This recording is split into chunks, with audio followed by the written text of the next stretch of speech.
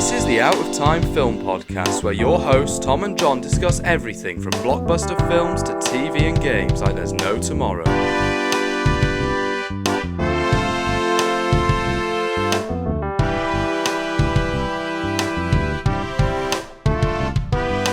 Hello and welcome to the Out of Time Film Podcast. I'm Tom. I'm John. And this week we're talking about The Lord of the Rings, The War of the Rohirrim. It's funny that we're getting so many Lord of the Rings projects. We got a Gollum project. I think we mentioned about these in the last Rings of Power. But anyway, this is a completely different format. It's an anime and it's a pretty cool direction. It was produced by Warner Brothers and it's pretty interesting for this year for anime. And it's pretty nice to go into something that's medieval and it's Lord of the Rings, which is two of the coolest things combined together with anime and Lord of the Rings. And I could see loads of influences into here, like Vinland Saga, Berserk. It's really cool to see it. Yeah, it's not our first time that we've seen a Western franchise be translated into anime. We had Terminator Zero just a couple of months ago. And I think it's a really interesting way to do this. Obviously, this film takes a lot of inspiration from the iconography of the films. It has the same locations, some of the same characters. Miranda Otto reprises her role as Eowyn and narrates the entire film. There are various references as well, and we will get into all of that, but it is translated. We are 200 years before The Hobbit, which is about 270 years before Lord of the Rings. We're in Rohan, and we're following Helm Hammerhand, who we do hear about in Lord of the Rings, but we now get to see him fully, and his daughter Hera, and an early battle for the throne of Rohan. You can definitely see this film takes lines from The Two Towers, especially, and Return of the King, about the role of women in Rohan in this medieval world. As Eowyn says, the women of this country learned long ago that those without swords can still die upon them. And, you know, she talks about wanting to fight even though she is encouraged against it. And obviously we see the climax of that in Return of the King and even some deleted stuff in Two Towers as well. That feels like the inception of this story is kind of taking that back, being like, okay, this would have been entrenched for quite a long time in Rohan's history, but obviously the Shield Maidens did exist. So how does that work? That's a really interesting way to jump off this project, I think. Yeah, that moment in Return of the King, you know, when she kills man, there's so many names. I think everybody knows what I'm talking about. That moment specifically was awesome, and I think a great inspiration to like the role for women in Lord of the Rings and how they have an impact for the story. And I think that's what the story does in here with Hera. It's a pretty good step in a way of looking to the different perspectives of Middle-earth. Rings of Power did it pretty cool as well, looking to Galadriel, and it's about, you know, taking leadership as well with Hera in the story and trying to learn from her father. And I think with Lord of the Rings it's about taking action. You know, you're trying to fight for your future, and you know, you get to really see that with Frodo and Sam. Yeah, and it was nice for this one to have lower stakes. Obviously, the stake of Rohan the Kingdom is very much what the film is concerned with, but it's not about the entirety of Middle-earth. It's not about the entire race of men or the entire race of elves or hobbits or whatever. It's just this series of characters and the people surrounding them and how they are going to be affected by the movements in the narrative. And I appreciated that we focused down a little bit more. But having said that, there is a lot going on in this film, and I think it could do with a little bit more of a sense of direction and a bit more focus, because, you know, we are establishing a lot of characters in this new period. I mean, other than Helm Hammerhand, we haven't really heard of any of these people. And the film definitely throws a lot at you, and across its 2 hours and 15 minutes, it does a lot of world building about this particular time period, and it introduces a lot. That means the film is kind of darting around quite a bit, and I was very conscious of that fact that we're not doing this over the course of 3 films, we're not doing it over the course of a series of television. This is it. This is what we've got. And I definitely did struggle with this one in terms of truly becoming invested in the characters. I agree. The film was definitely trying to show the time period for Rohan, but it struggled to explore the characters on an emotional level, really, like with the emotional intelligence of the film. I mean, there is that relationship between Hera and her father Helm, but the problem for this film is that we don't really get to see Hera that developed as a character. I mean, again, the film is very low stakes. There isn't a lot of tension in this as well, but it is interesting how there is some layer of conflict. But then again, it's not that complex, especially the villain of the story. It's just a one-dimensional villain. The main villain for the story, Wolf, he has a scar on his eye. It's such a silly. Oh, Like, they look it's evil. like, That's yeah, it. it's They just like, look evil. how do we make this guy?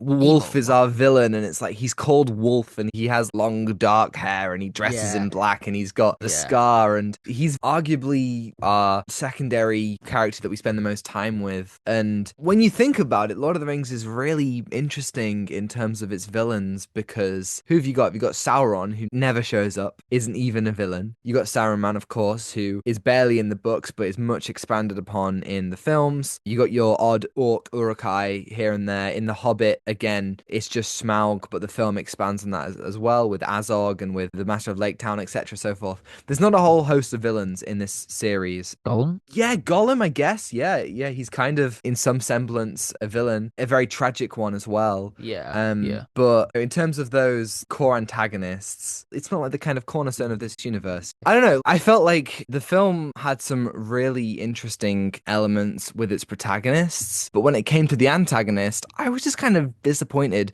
We are introduced to Wolf when his father brings him forth to ask for Hera's hand in marriage, and there's this kind of idea within the film that he is hurt by the fact that she rejected him, and there's a kind of interaction where he's like, is it that disgusting to you to be with me that you would rather die, or that you would rather sacrifice other people? And I found that really interesting, this idea that he was forced into this by his father and has kind of been twisted by low self-esteem. That would be a really compelling thing to explore, but instead we just get this kind of half-assed plot about revenge and him wanting to take his rightful place. Very Scar from The Lion King. That's what I said to you when we left the cinema. And it's like, yeah, but he doesn't have nearly the same maniacal motivations. I know we're getting Mufasa The Lion King literally next week, which is going to give Scar a tragic backstory or whatever it's going to do. But the reason why I love that villain and many other villains is because you really feel in their characters that they're evil, and that evil kind of consumes them. Saruman is another example if you want to use Lord of the Rings. But this one, it just didn't work for me. Yeah, there was something that was building about this idea that he is afraid. He goes to war to fight his fears. He's just terrified of losing power. And I thought that's an interesting inner conflict to explore. But again, it's not explored greatly. And I just wish that his motivations would be clearer as well. And there was something else that I want to see as well. It's just like the conflict between Hera and Wolf more. It was so interesting at the beginning, but then it just got lost in the film. It just went somewhere. So I wish there was something to explore more of that. I thought that was so intriguing to see that he was so upset that he got rejected by her, but then he just became like, I'm so angry. I want the throne. Yeah. I want the throne. I want my Dune, my Arrakis. Yes.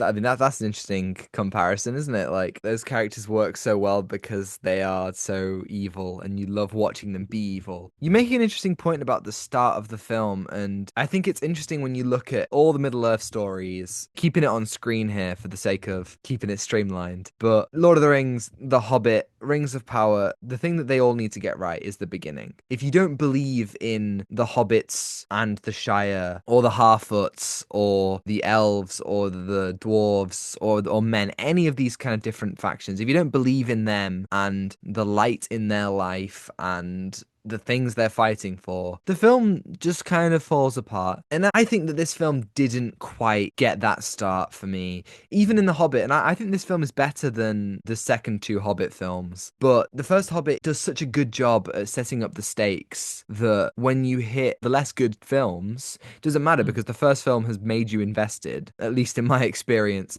This film, it wasn't until maybe the third act that I was kind of getting into the investment of it. And like, that's a a long time. Like, I think surely we should be establishing that a little bit further. I mean, hell, if you want to make this film longer, go for it. And if that's what it needs, the Lord of the Rings films, even if it is the theatrical, they are not short films, but you need to get that beginning. And I feel this film kind of struggled there. And maybe the film could have had a bit of a slower start so we could kind of build those characters, of which there are also too many characters.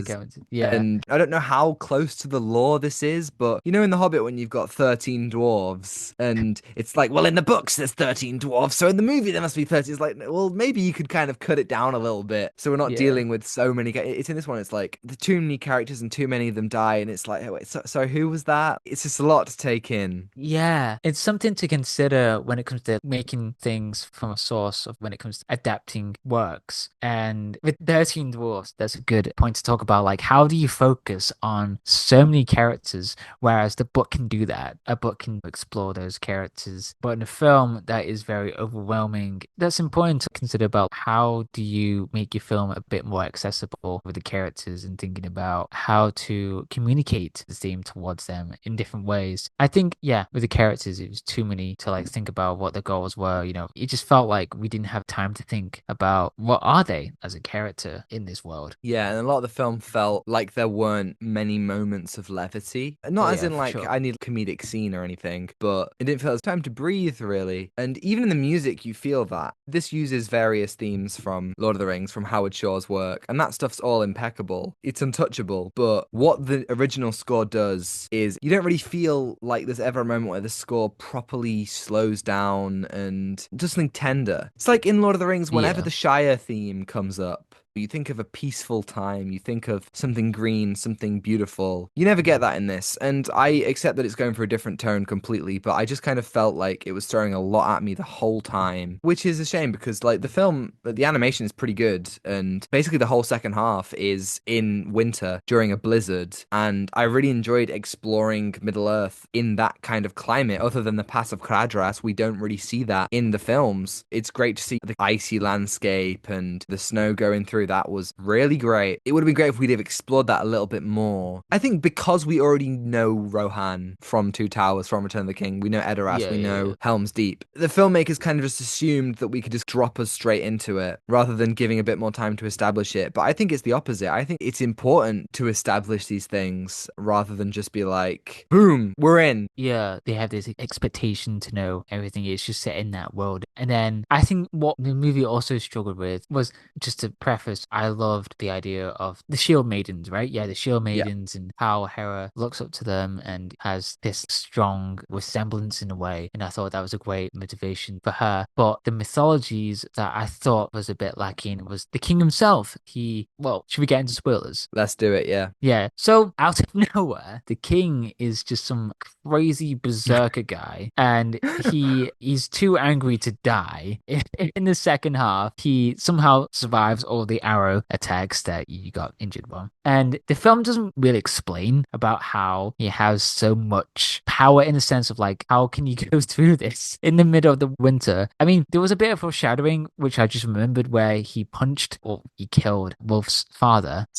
Punch. Just bosh. It's One Punch Man. Is it actually a prequel to One Punch Man? Oh, a prequel for One Punch Man. He does one punch a day rather than 100 push-ups. So again, it was just loads of things was just lacking, and just like, how does he have that power? There's a lot of unanswered questions. What do you think of that? King becomes a berserker. Well, first of all, I want to say Brian Cox plays Helm and does a great job. The cast in this film is brilliant. all awesome. Brilliant job. There's not really much I can fault this film on a technical level. The acting was great, the animation was great, all that stuff. The bit where he kind of goes all berserker genuinely was the bit where I perked up and where I started going, hold on, Interesting. What is this? Because I was so confused. I didn't think it was him at first. I thought, no, he's bedridden. He's just been shot with a bunch of arrows. He's recovering and I cannot move. I was like, is this a wizard? Could it be Saruman, perhaps? Ooh. And then we find out, no, this is Helm, and he's there wearing pretty much just a vest in this blizzard and just knocking people out, and he goes toe to toe with this mountain troll as well. And it was just so crazy, and so like, even when he dies, he freezes to death in a powerful like position with his hand held aloft. It reminded me of a particular moment in One Piece, which which I cannot spoil because it's a